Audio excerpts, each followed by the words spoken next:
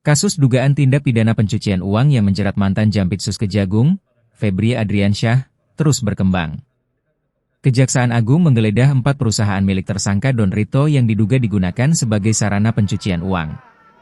Selain itu, penyidik tim 9 juga menggeledah kantor pengacara Don Rito di Jakarta Selatan serta rumah tersangka Nurman Herin di Depok untuk mencari alat bukti dan menelusuri aliran aset. Kejagung memastikan penyidikan masih terus berlanjut dan membuka peluang adanya penggeledahan di lokasi lain. Kasus ini merupakan bagian dari pengembangan 4 surat perintah penyidikan, termasuk dugaan TPPU terkait temuan 74 kg emas dan uang tunai ratusan miliar rupiah. Penyidik kini fokus memperkuat konstruksi perkara sekaligus menelusuri aset yang diduga berasal dari hasil tindak pidana. Pemirsa, Dewan Pengawas Komisi Pemberantasan Korupsi akan periksa staf administrasi KPK Setiabudi Dias Oktavianto yang menjadi tersangka dugaan pemerasan Bupati Pemalang nonaktif Anom Widiantoro. Ya, pemeriksaan dilakukan sebagai bagian dari evaluasi internal Dewas KPK agar peristiwa serupa tak terulang kembali.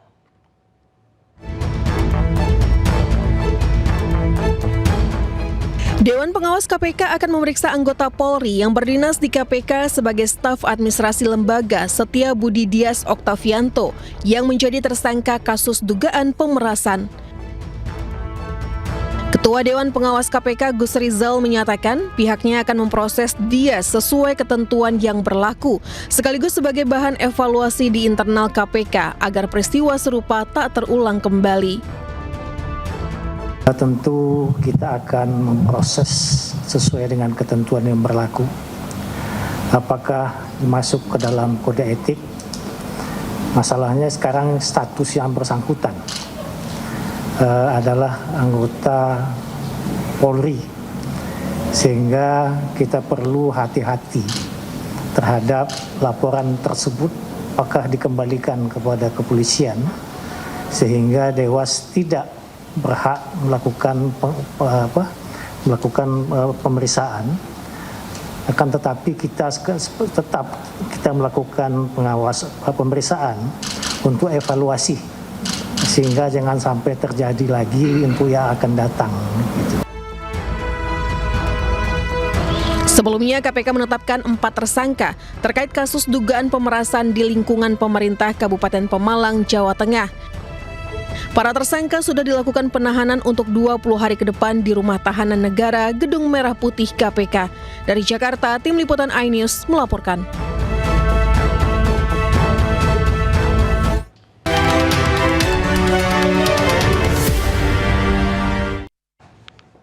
Pemirsa, Anda kembali di iNewsroom pagi. Pemirsa, sidang lanjutan pra-peradilan Roy Suryo Jilid 3 terkait kasus studikan ijazah Joko Widodo kembali digelar di Pengadilan Negeri Jakarta Selatan. Sidang beragendakan penyerahan bukti dan mendengarkan keterangan ahli dari pihak termohon.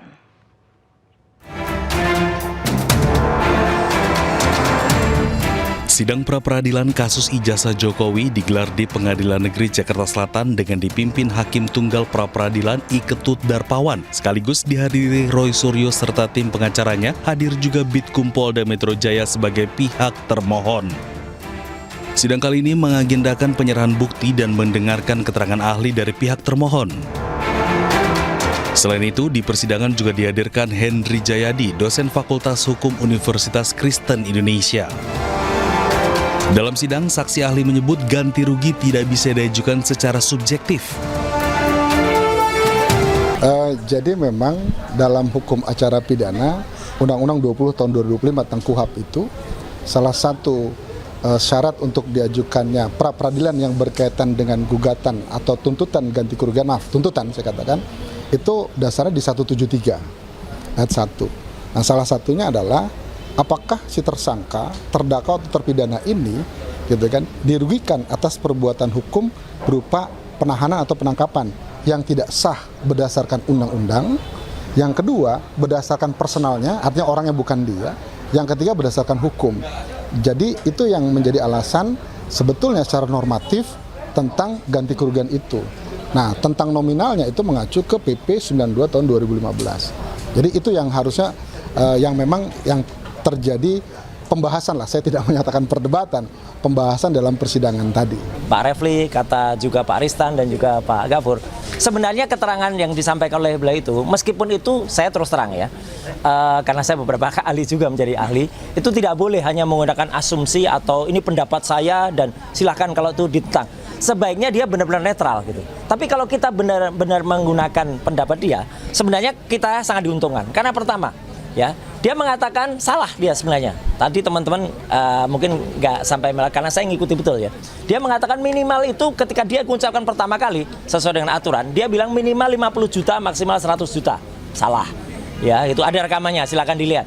Ya, minimal harusnya 500.000. Ya, kalau minimal 50 juta berarti kita dapat minimalnya 50 juta kalau menurut ahli tadi. Ya. Dalam pra-peradilan jilid ketiga terkait kasus dugaan ijazah palsu Presiden ke-7 Joko Widodo, kubu Roy Suryo menuntut ganti rugi sebesar 206 juta rupiah atas penangkapan dan penahanan yang dinilai tidak sah. Dari Jakarta, Indira Utomo, Jaka Samsa, iNews melaporkan. Pemirsa, belum selesai pra-peradilan ketiga, Roy Suryo kembali mengajukan pra-peradilan untuk keempat kalinya dalam kasus ijazah Presiden ke-7 RI Joko Widodo. Ya, pra-peradilan tersebut terkait pencekalan Roy Suryo oleh polisi.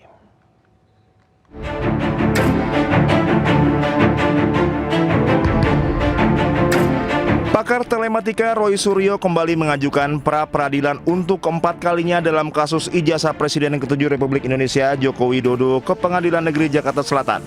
Pra-peradilan ini terkait pencekalan Roy Suryo oleh polisi. Pengadilan Negeri Jakarta Selatan telah mengeluarkan jadwal sidang pra-peradilan jilid 4 pada Jumat 7 Agustus 2026 mendatang.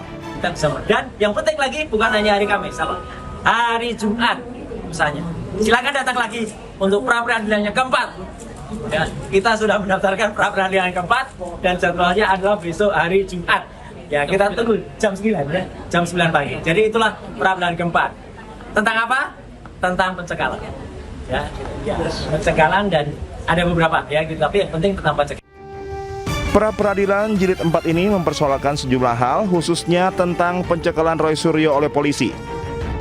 Pasca ditetapkan sebagai tersangka kasus ijazah Jokowi, termohon dalam gugatan pra-peradilan jilid 4 ini masih sama, yakni Polda Metro Jaya dan Kejari Jakarta Selatan.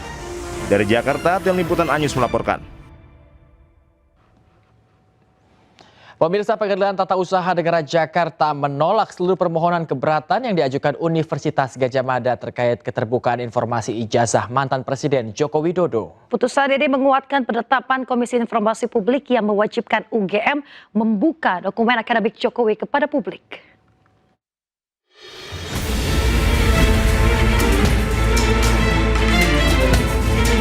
Pengadilan Tata Usaha Negara Jakarta menolak seluruh permohonan keberatan yang diajukan Universitas Gadjah Mada terkait keterbukaan informasi ijazah mantan Presiden Joko Widodo. Putusan ini menguatkan penetapan Komisi Informasi Publik yang mewajibkan UGM membuka dokumen akademik Jokowi kepada publik. Selain menolak banding UGM, Majelis Hakim juga membebankan biaya perkara sebesar Rp648.500 kepada pihak UGM. Tim kuasa hukum bongkar ijazah Jokowi atau Bonjowi, Edi Hardu, menyebut putusan ini adalah kemenangan demokrasi. UGM pun diminta untuk segera membuka dokumen akademik milik Jokowi ke publik.